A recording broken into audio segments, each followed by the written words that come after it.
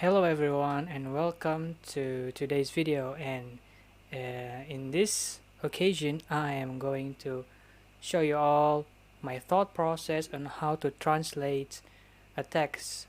Mainly I'm going to discuss about how to translate an English text into Indonesian.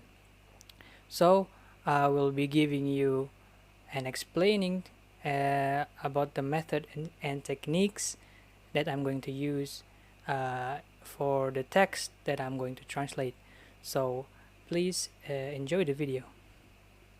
Alright, so as you can see from the screen here, I took the text or the source from The Voyage of the Dawn Treader by C.S. Lewis. So if you don't know, it is one of the most popular children's novel by C.S. Lewis.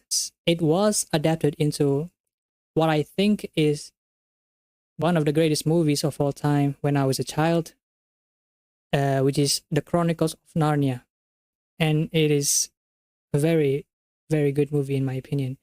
And if you didn't watch it, and I really recommend you to watch it, as it is very, very entertaining to watch. So back on track. Here I chose these sentences because my assignment was to translate simple, compound, and complex sentences. And so I chose this one as it was really easy to understand because it is a children's novel. And yeah, so before I give you my thought process on how I translated this, I mainly use literal and communicative translation for most of the sentences here because the sentence was easy to understand and it didn't really have any complexity in it. Well, it is because it is a children's novel. It is, that is why it was easy to understand and even to translate it. So, first of all, he had turned into a dragon while he was asleep. Dia berubah menjadi naga saat dia sedang tidur. As you can see here, I use literal translation for this first sentence because the sentence in the source was easy to understand and it didn't really have any complexity in it. So I translated it literally.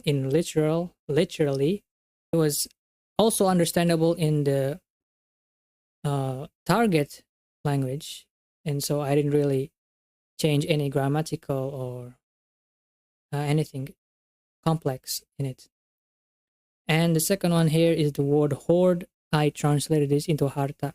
Here I used the adaptation technique because hoard here have a lot of meanings. And in the novel, hoard is like a kind of treasure, I think, in the novel. I translated it into harta because that's what hoard is in the novel. And, hoard can have so many meanings, and I don't think one of them is harta. So I used adaptation here so that the readers can understand what it is meant by hoard. The next one is greedy dragonish thoughts in his heart. Here I used communicative translation with a combination of reduction. So I reduced dragonish here because in Indonesian language there is nothing really equal to dragonish. Maybe you can translate it into kenaga-nagaan, but it doesn't really make any sense, and I don't think it is really useful to translate kenaga-nagaan here. And so I reduced it and just translated it communicatively, as communicative translation mainly aims to translate the text so it sounds more natural and easy to understand. The next one is his first feeling was one of relief. So again, I use communicative translation here because again, it is easy to understand. And if I use literal translation here, it will sound unnatural and hard to understand. You have to read it like 2 times to understand the text. And yeah, moving on. And nothing in the world but a knight, and not all of those would dare to attack him. Dan hanya ksatria tertentu yang berani melawannya. Here, as you can see, the English text is long and the Indonesian text is shorter in comparison.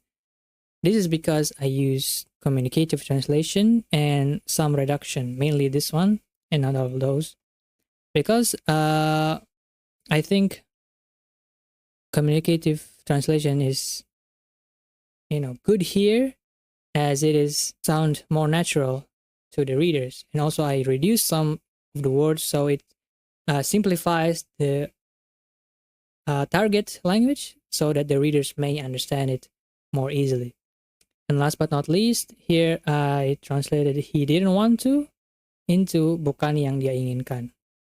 And again, as I said before, most of the text here I translated it with literal translation and communicative translation, as both of these methods is very useful when translating this children's novel, because the children's language is probably easy to understand by most of us.